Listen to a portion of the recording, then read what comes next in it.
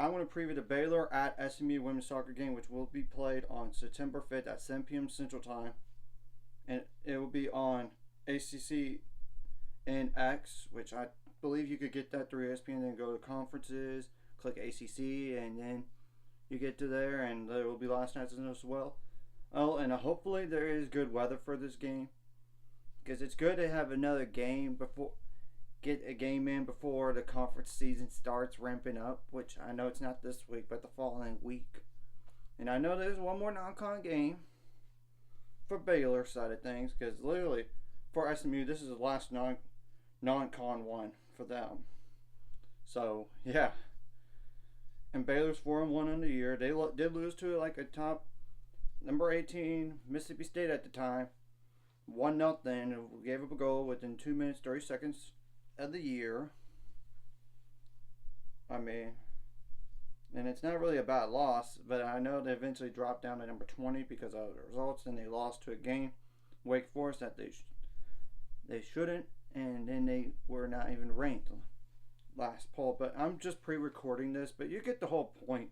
That's not like a bad loss by any stretch of the imagination. Then they won 4 straight games, which I know Sam Bonaventure's no world beater. They beat them 5-2. Then it beat Hawaii in Hawaii 1-0 in Portland in Hawaii 1-0, and beat A&M 1-0, and that was a revenge game for Baylor. Because that game a year ago against Texas A&M, it was a 1-1 draw that felt like a win that slipped away. I mean, Baylor had to leave most of the game, and A&M tied the game late, and it was a tie. So, yeah, and SMU on the year is 4-2, with wins against Northwestern State 3-0, Texas Southern 6-0. They did lose to Texas, that was number 12 at the time, 6-3. They beat Stony and Boston 3-2. Arkansas Little Rock, yeah, they beat them 2-0. Then they just lost to TCU 1-0. And literally, they had to delay because of lightning. And they had to play in the wee hours in the morning. So, literally, Baylor has the rest advantage. I mean, they just played Friday. Baylor did. SMU had to play in the wee hours of Monday morning. You know? And we have to wait and see if this game does occur. Granted. And all this. And this is this year's stats, by the way. For SMU here. And I included like the formations most commonly used. We have to wait and see, and how many starts and all that. Now we'll go over some key players right now, and I put that in the description below so y'all could see it. So obviously the starting goalie for the most of the year is Sierra Coda Yard, or Yarde, W-I-A-R-D-E. Number 30, 5'11" goalie. That's a senior. 4 goals allowed and 15 saves. Now they do have like Sammy Nieves, number 6, 5'7", 4/midfielder. That is a junior, like 3 goals and 7 shots attempted. And the only reason I did that is because he scored more than twice or more in the season. Of course, another one is like Eliana,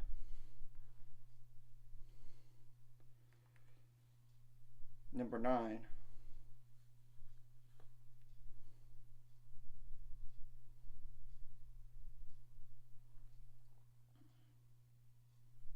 I'm going to double check the name real fast. I apologize.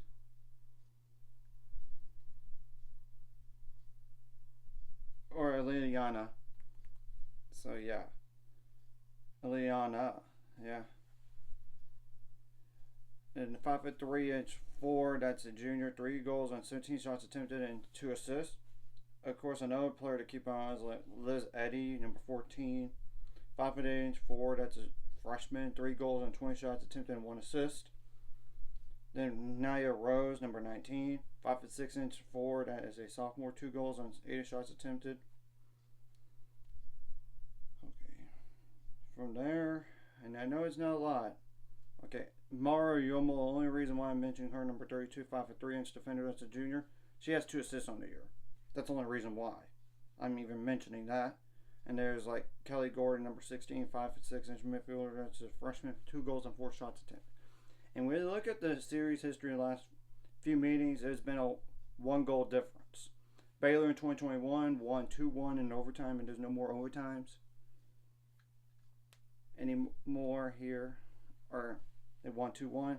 And the last 2 meetings have been like 2-1, a loss, then 1-0, a loss. And this team is better than the last 2 years. Let's be clear. I mean, now they got the players in the system that Michelle Leonard wants, and they know the system better now than back then. It was a transition period. So literally, this is a revenge game from the last few years. And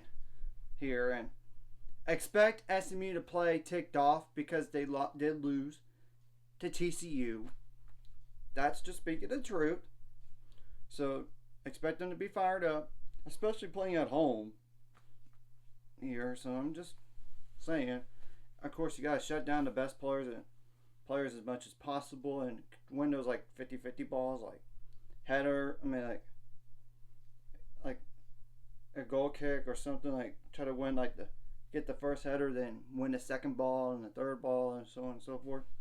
Of course, you want to make them uncomfortable on defense. I mean, that's the truth. And I do not know the injury stats for both of these teams here. Granted, I don't. And you got to make them uncomfortable on offense as well. I mean, make them mess up on their passing. Of course, you got to have good passing and to set up some shots, and you got to limit the shot. Try to get more shots on goal than the opponent and more shots in general. You know, and that's the deal here. And that's what happened against A&M, by the way, when you look at the stats. I mean, they only had like 1 shot on goal. A&M did, and that's pretty good.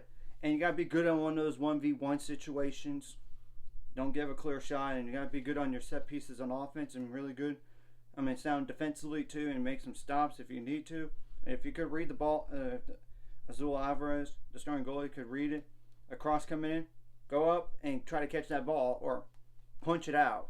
You know, and if it's in deep in your own end, clear it out on defense, and then start a counterattack if you can. I mean, you got to make adjustments on the fly, both offensively and defensively, and even in the midfield.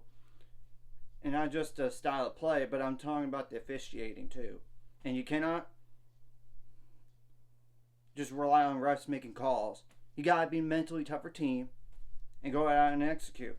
I mean, and that's simply the truth. And in all this, I know we were dealing with some cramps at the very end of that last game against A&M, but fortunately, there's a lot of time between that game and this game. And I did notice that Kai Hayes for Baylor Women's Soccer wasn't a boot last game.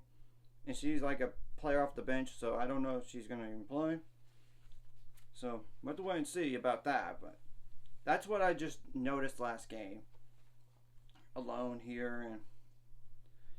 And of course, when you're on offense, don't turn the ball over in your own end or even in midfield, because you don't want to give them some chances to score on you. And if you're going to turn the ball over when you're pushed SMU to their own end of the field. And you got to kind of do the exact opposite, of course, when you're on defense. Make them turn the ball over on their own end, and even in the midfield. I mean, that's the truth about this. And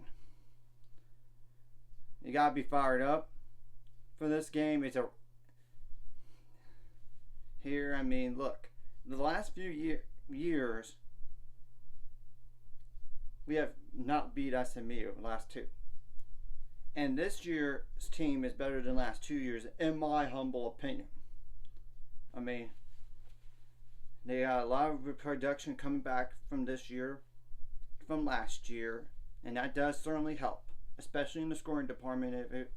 And Tyler Israel had to score her first goal of the year against A&M after so many shots, and she's probably like getting scouting reported like, oh, take her away. Yet she scored last game. And she was due for a goal, and now that burden's off her shoulder, so that's really helpful to have that happen in that type of game. So, you know, I of course Ashley Merrill needs to step up, but I know Teresa McCullough could score too, and the same thing goes for Augustins and even Callie Calloran. I know she didn't score last game, but the last prior two games she did score the winning goal. I mean, the go-ahead goal. So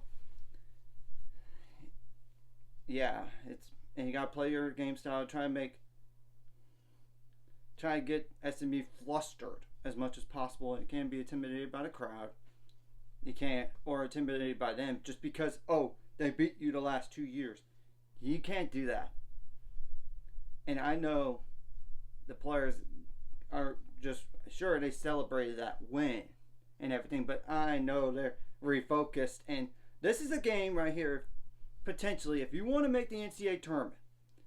And I don't know if SMU's an NCAA tournament team or not, but they're definitely a Power 4 opponent now. You got to be another Power 4 opponent. And this game would really help to get a win. Certainly a loss would hurt, and I would think. But maybe SMU makes an NCAA tournament, I don't know. But if you're going to definitely try to make it, you got to win this type of game right here. I mean, SMU's lost to the only two Power 4 opponents that they've played all year long, in Texas and TCU. And I get TCU was receiving votes. They were ranked. And Texas in the top 15, but everybody else on their schedule has been cupcakes.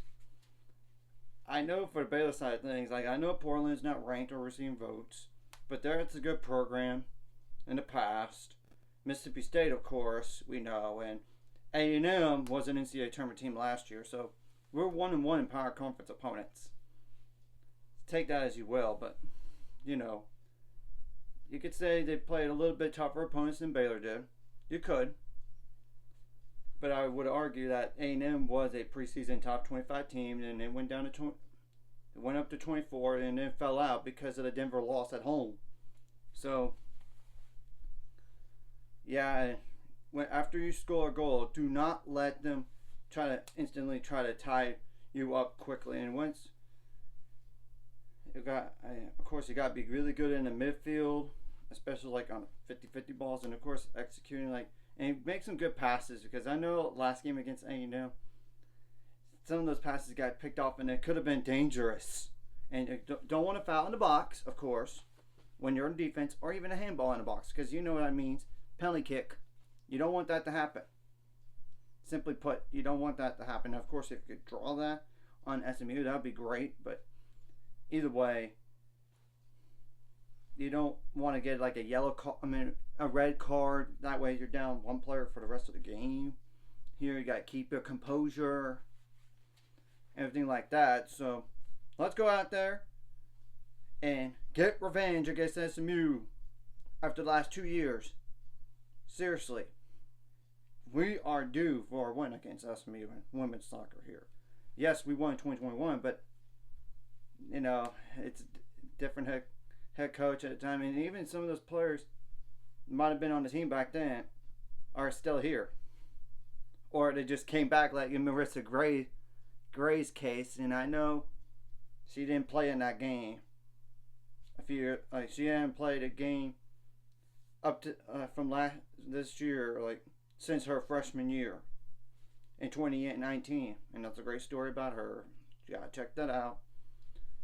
And then she walked on senior day in 2022, and then she had 1 year left and everything, and she decided, you know what? And after talking to Michelle Leonard, the head coach, they brought her back. So yeah, it's definitely helped, and she made some great passes when you look at it, and leading them up.